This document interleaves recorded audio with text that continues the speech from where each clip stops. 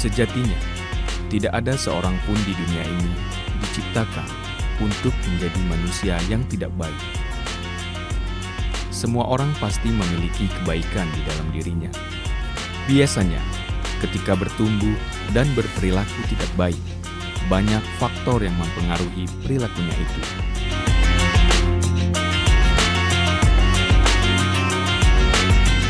Berbuat baik pada diri sendiri juga merupakan kewajiban kita sebagai umat manusia. Tentu akan lebih ideal jika seseorang melakukan kebaikan dengan niat yang tulus.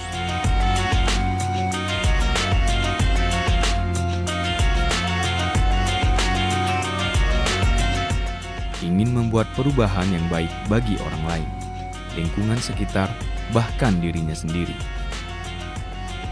Semua kebaikan yang kita lakukan adalah investasi hidup. Kalau niatnya tulus, ada tambahan pahala yang kita dapatkan nantinya.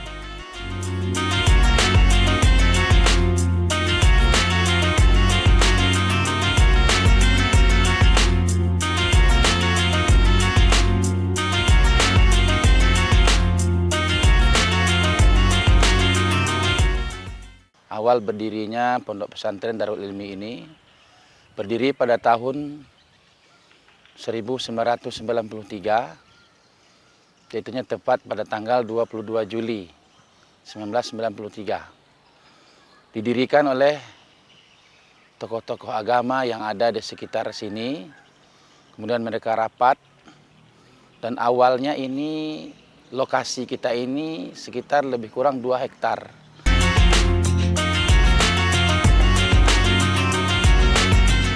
Bentuk kebaikan pun bermacam-macam. Seringnya kebaikan erat dikaitkan dengan perilaku memberi. Memberi tidak hanya sekedar soal materi. Memberikan ilmu yang bermanfaat bagi orang banyak, termasuk kebaikan yang nantinya akan menolong kita di akhirat.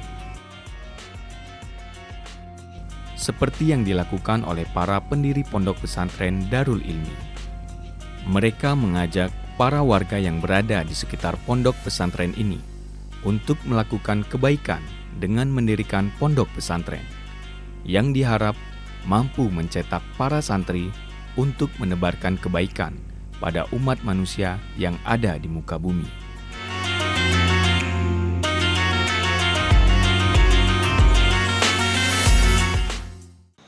Waktu itu langsung dibikin pondok, walaupun ala kadarnya, ada yang berhatapkan ilalang. Kemudian karena semangat santri waktu itu belajar luar biasa, akhirnya para warga di sekitar ini pun rela menyumbangkan atau mewakafkan tanahnya untuk perluasan wilayah yang 2 hektar tadi.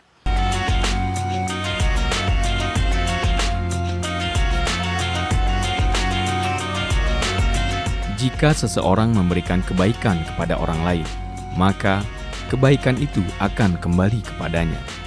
Siapa saja yang memberi, maka suatu saat juga akan mendapatkan.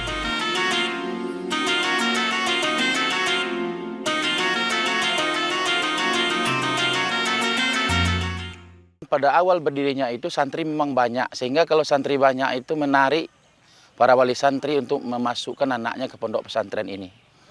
Berjalan sekitar dari 93 sampai 2006. Itu otomatis alhamdulillah santri kita tuh banyak.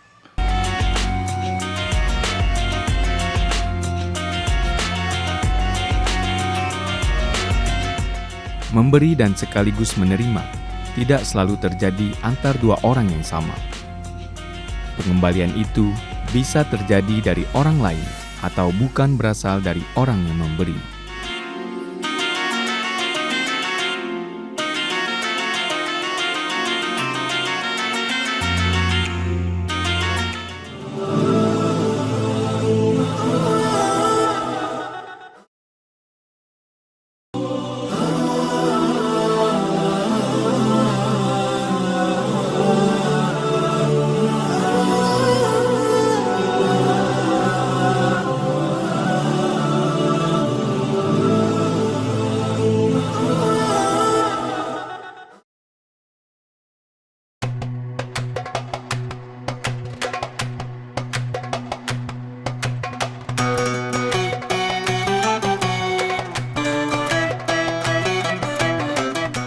Dalam konteks ini, yang terjadi bukan tukar-menukar atau saling memberi dan menerima, tetapi memperoleh kembali apa yang telah kita berikan melalui orang lain.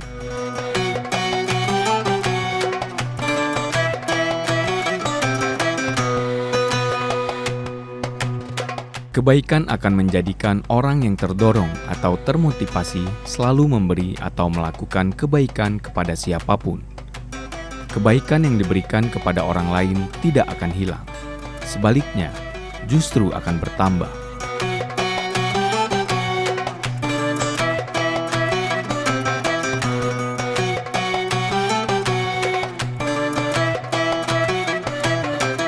Orang yang suka memberi kebaikan akan dikenal oleh banyak orang. Silaturahminya akan semakin luas. Berawal dari silaturahmi itu, maka rezeki akan datang tanpa diketahui atau diperhitungkan sebelumnya.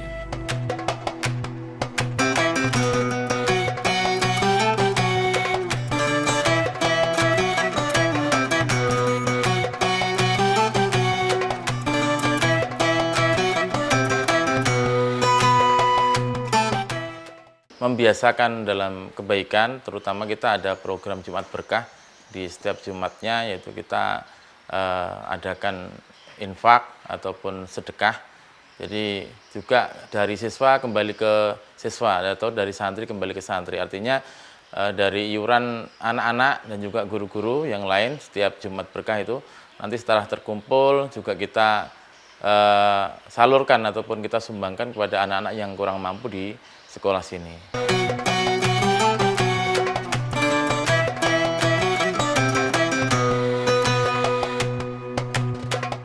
Islam menganjurkan kepada umatnya agar berinfak, bersedekah, dan berzakat.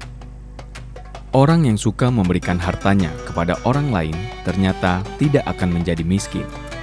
Tidak pernah ditemui orang menjadi miskin yang disebabkan oleh karena mengeluarkan hartanya untuk disedekahkan.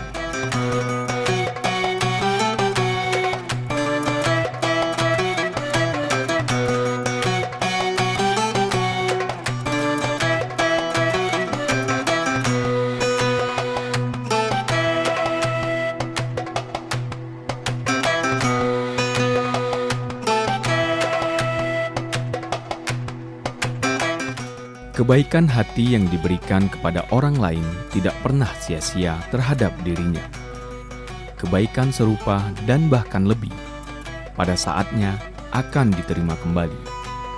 Maka, muncul nasihat moral yang sudah dikenal luas, yang berbunyi, berbuat baiklah kepada orang lain, agar orang lain juga berbuat baik kepadamu. Selain itu, juga terdapat ajaran yang sedemikian indah, yaitu siapa saja yang mau menolong penduduk bumi, maka yang bersangkutan akan ditolong oleh Zat yang ada di langit.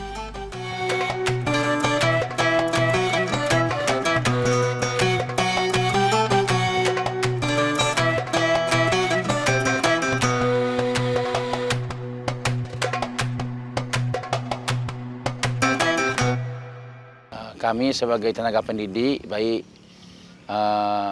kiainya, atau ustadz atau pengasuhnya yang di sini, kami punya atasan, itunya Yayasan Pondok Pesantren Darul Ilmi, dan beliau-beliau itu selalu menginstruksikan dan memberi semangat kepada kami untuk mempertahankan semacam bagaimana kita ini selalu mendapat santri. Ya, kami mengirim ke desa-desa, yaitunya tim safari Jumat.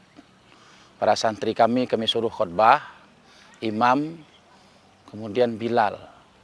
Alhamdulillah peminatnya itu sangat digemari oleh masyarakat, sehingga yang kami lakukan itu mendapat acungan jempol dari masyarakat. Akhirnya mereka pun mulai tertarik lagi untuk memasukkan anaknya ke Pondok Pesantren Darul Ilmi ini.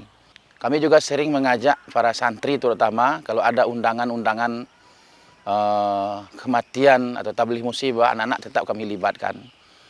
Kadang-kadang mereka disuruh untuk membaca Yasin, membaca Barzanji, tahlil dan doa, itu anak-anak tetap kami libatkan.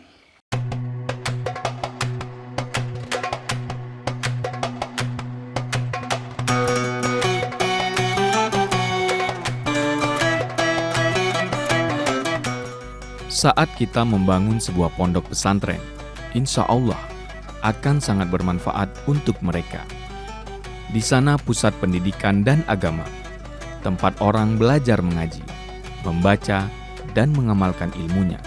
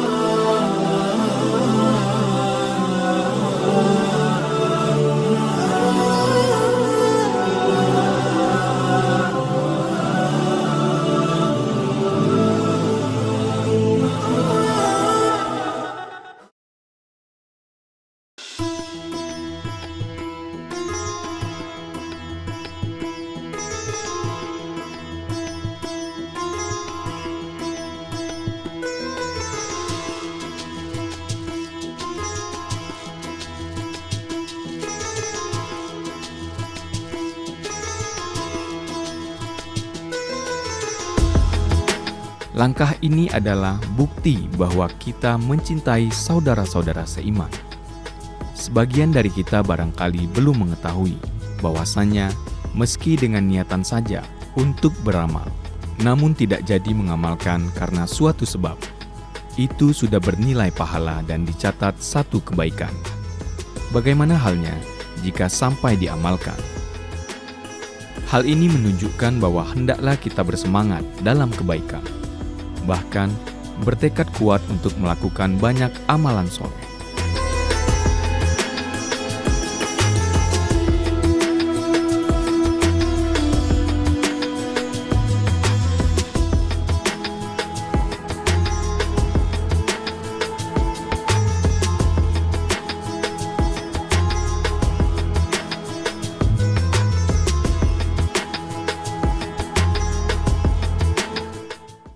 Para ustadz, ustazah, para kiai, pengasuh, dan lain sebagainya, kami tetap memberikan bagaimana menanamkan jati diri seorang santri yang kami berikan kepada para santri kami.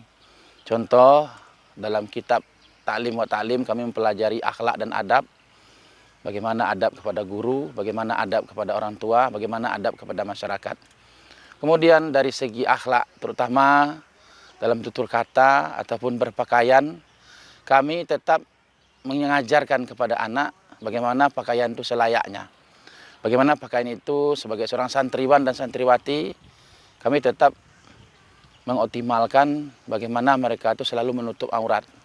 Kemudian kebaikan-kebaikan yang lain kami tanamkan adalah apabila santri kami pulang atau sehabis rapotan di sini, tetap kami berikan bekal untuk bagaimana tampil di masyarakat.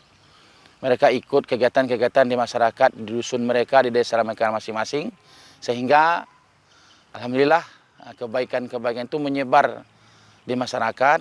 Anak-anak memang kami setel walaupun sudah di rumah. Alhamdulillah nanti acungan jempol dari masyarakat. Setelah mereka balik, mereka melaporkan bahwa tanggapan dari masyarakat sangat baik itu.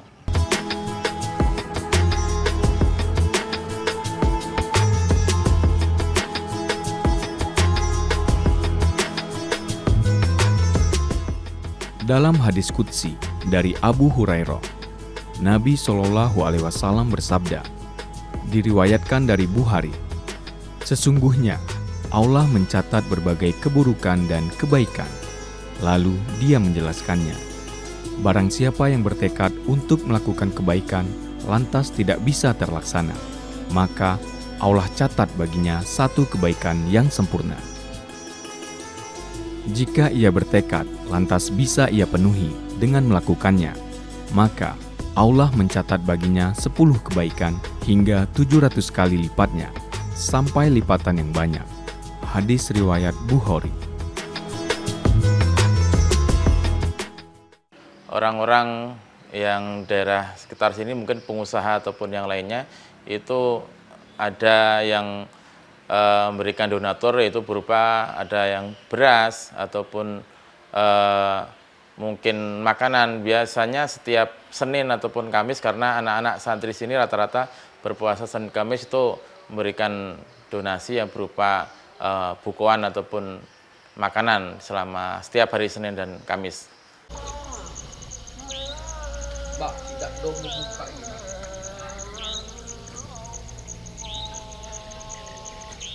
Ini apa Mbak?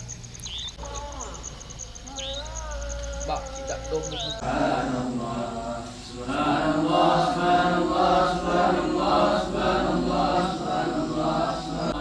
Pondok pesantren merupakan pendukung utama dalam pembangunan karakter bangsa yang berkaitan dengan akhlak, perilaku, dan etika.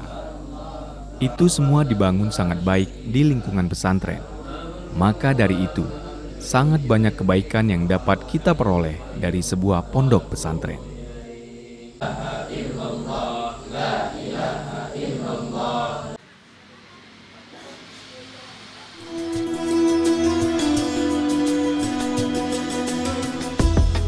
Tiga hal dalam kehidupan manusia yang sangat penting.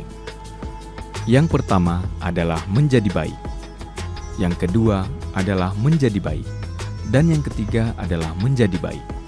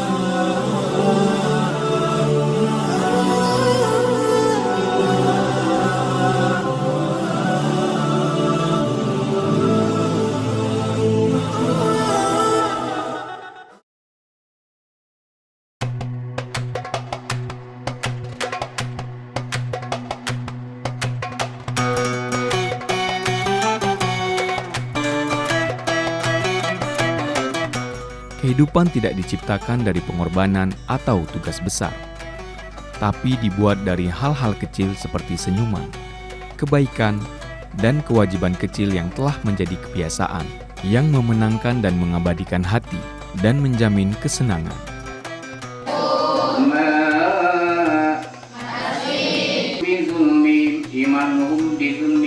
Kata siapa? Bagaimana kaidahnya?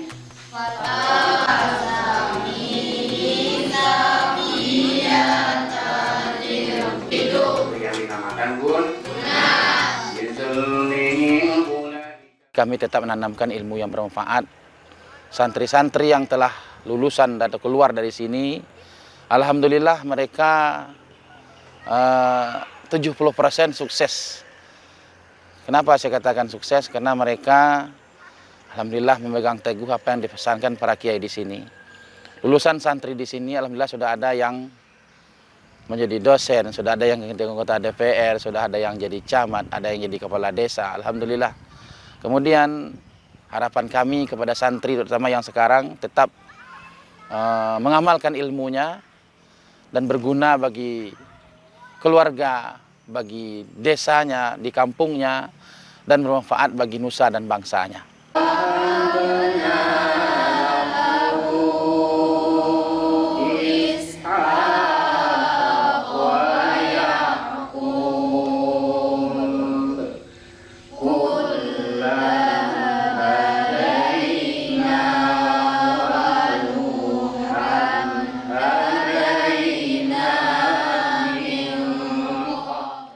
Sangat kita harapkan dan kami juga berusaha, kami insya Allah akan meningkatkan proses KBM atau belajarnya, hal-hal yang telah lalu mungkin juga menjadi pelajaran bagi kami, dan insya Allah untuk kedepannya kami sudah memulai bagaimana anak-anak lebih kami tingkatkan, baik dari segi akhlak, dari segi memahami dia sebagai seorang santri, Dan harapan kami, dan terutama juga kepada yayasan, supaya Darul Ilmi ini lebih diperhatikan, lebih dinomorsatukan, sehingga kami maju, kami melangkah itu harus peran serta dari masyarakat lain, harus ada dukungan dari masyarakat. Dan insya Allah itu sudah kami rasakan.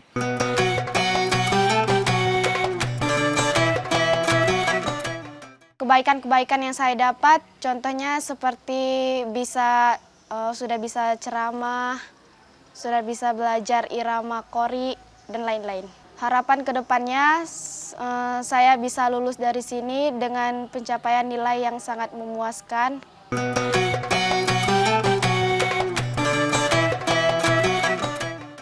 Kebaikan akhlak terhadap teman sebaya, akhlak terhadap orang yang lebih tua, dan akhlak terhadap anak kecil. Kalau kita tidak mempelajari itu, susah untuk kita berakhlak terhadap sesama kita, sesama manusia. Harapan saya ingin menjadi orang yang berguna bagi manusia lain.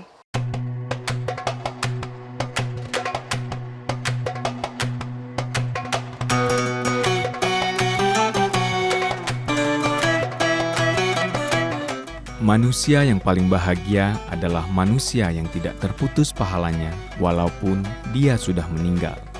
Seperti pesan Rasulullah SAW, bahwa sebaik-baiknya manusia adalah yang usianya panjang dan perbuatannya baik, dan seburuk-buruknya manusia adalah yang usianya panjang namun buruk perbuatannya. Suara matinya harus jelas, artinya tidak boleh ada temu tambah, tidak boleh